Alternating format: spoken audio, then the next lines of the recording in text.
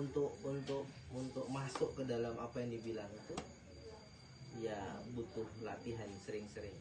Kita awali tadi kan sudah inna sholati wa nusuki Ya, untuk pikiran. dengan penyerahan. Itulah untuk membebaskan dari tuntutan pikiran dan tekanan perasaan.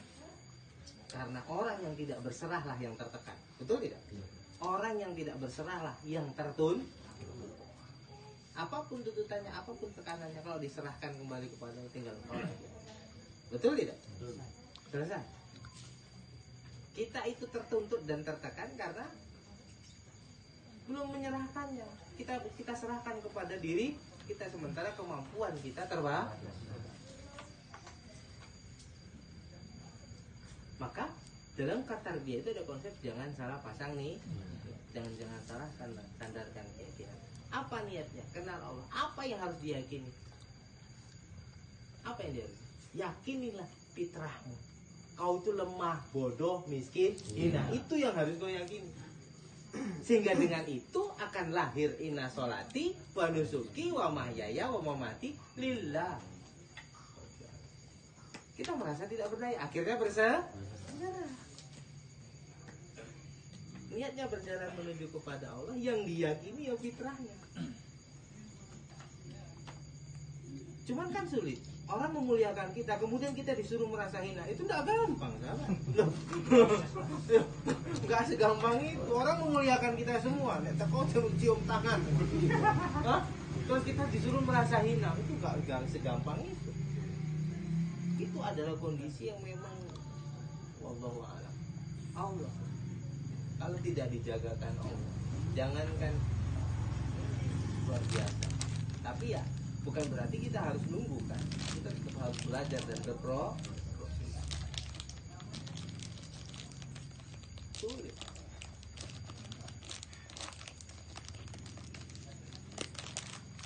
Sama aku pernah bilang sama Leno.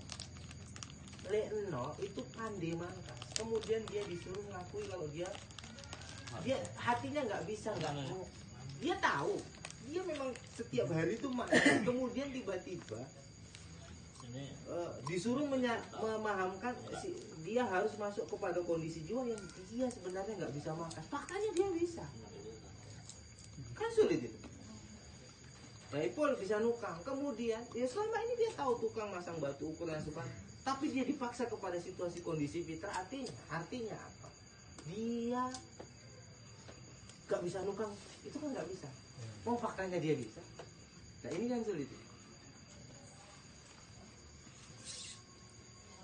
Tapi kalau dapat, karena hidup ini sahabat, aku bilang selalu, hidup ini bukan tentang hidup atau mati.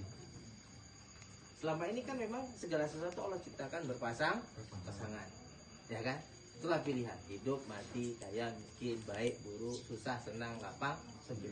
Kita pikir hidup ini tentang itu, bukan.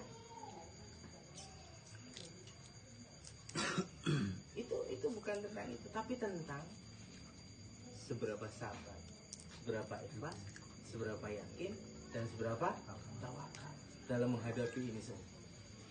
Itulah sirotol itu jalan rahasia, bukan baik atau buruk. Ada jalan lain di tengah-tengah yang sangat halus. Bukan tentang susah atau senang, tapi seberapa bersyukur ketika senang dan seberapa sabar ketika. Inilah hidup itu.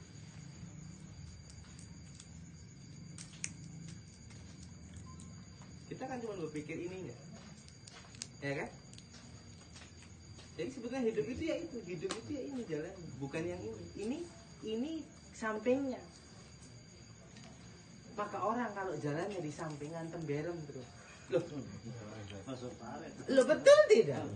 Yang baik pun masuk panen, apalagi yang enggak baik.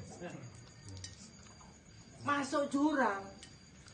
Baik, buruk, ini jurang, ada jurang. Ini berem, bawahnya jurang. Yang baik pun masuk jurang, apalagi yang buruk, karena jurang.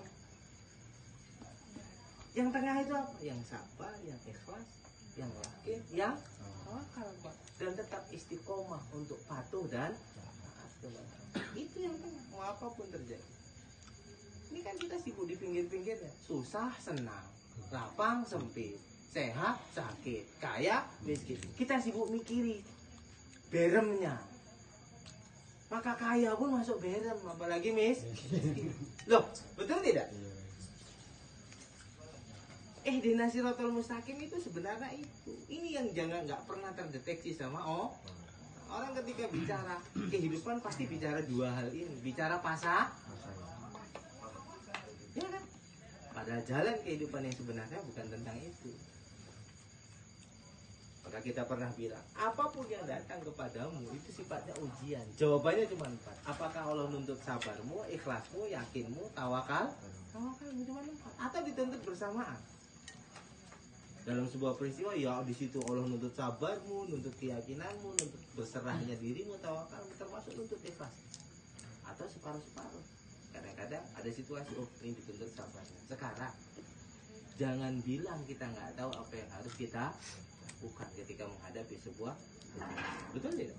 Kita tahu jawaban apa, tapi nggak kita gunakan jawabannya. Kita lebih pakai jawaban yang ditawarkan pikir. Nggak iso ngono harus uang. Iya yo. Nah, kita ikut dia. Padahal kata keyakinan sabar. Ini uji. Betul tidak?